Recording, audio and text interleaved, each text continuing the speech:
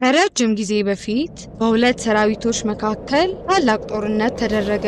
በአንድ በኩል ንጉሥ ሳኦል የሚመራው እስራኤላውያን፣ በሌላ በኩል ደግሞ ኃያል ጠላት የሆኑት ፍልስጤማውያን ነበሩ። ሁለቱም ሰራዊቶች በሸለቆ በተለያየ ተራራ ላይ ሰፍረው ነበር። ፍልስጤማውያን ጎልያድ የሚባል ተዋጊ ነበራቸው። እርሱ ግዙፍ ነበር፣ ከማንኛውም ሰው በጣም የሚረዝም ከባድ ትጥቅ ለብሶ ግዙፍ ጦር ይዞ ጋሻ ጃግሬውም ከፊቱ ይሄድ ነበር። ጎልያድ በየቀኑ ወጥቶ ወደ እስራኤላውያን እየጮኸ እኔን የሚዋጋ ሰው ላኩ፣ እሱ ካሸነፈ እኛ አገልጋዮቻችሁ እንሆናለን፣ እኔ ካሸነፍኩ ግን እናንተ አገልጋዮቼ ትሆናላችሁ ይላቸው ነበር። እስራኤላውያን በፍርሃት ተዋጡ። እርሱን ለመዋጋት የደፈረ ማንም አልነበረም። ይህ በእንዲህ እንዳለ በአንዲት ትንሽ መንደር ዳዊት የሚባል ወጣት እረኛ ይኖር ነበር። ከ8 ወንድሞቹ እርሱ ታናሽ ነበር። 3ቱ ታላላቅ ወንድሞቹ ከንጉሥ ሳኦል ጋር እየተዋጉ በሰራዊቱ ውስጥ ነበሩ።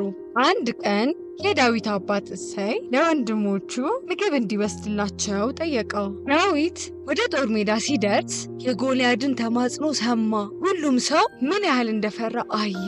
ይህን ግዙፍ ሰው የማይዋጉት ለምንድን ነው ሲል ጠየቀ።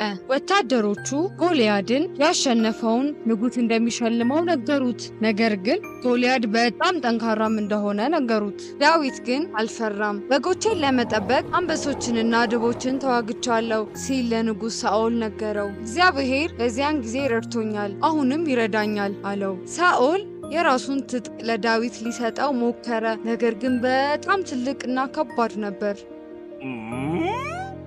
ስለዚህ ዳዊት ወንዝ ውስጥ ያሉ 5 ለስላሳ ድንጋዮችን እና ወንጭፉን ብቻ ወሰደ። ጎልያድ ዳዊትን ባየ ጊዜ ሳቀ።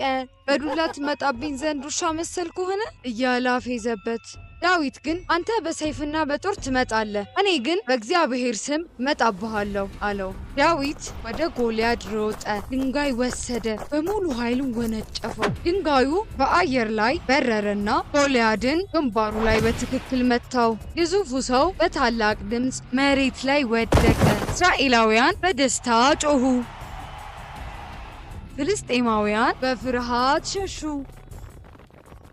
ዳዊት አሸነፈ። በጣም ጠንካራ ስለነበረ ሳይሆን በእግዚአብሔር ስለታመነ ነው። ይህ አስደናቂ አይደለምን? ሁል ጊዜ ወደ እግዚአብሔር መጸለይና በእርዳታ መታመን እንደምንችል አስታውሱ።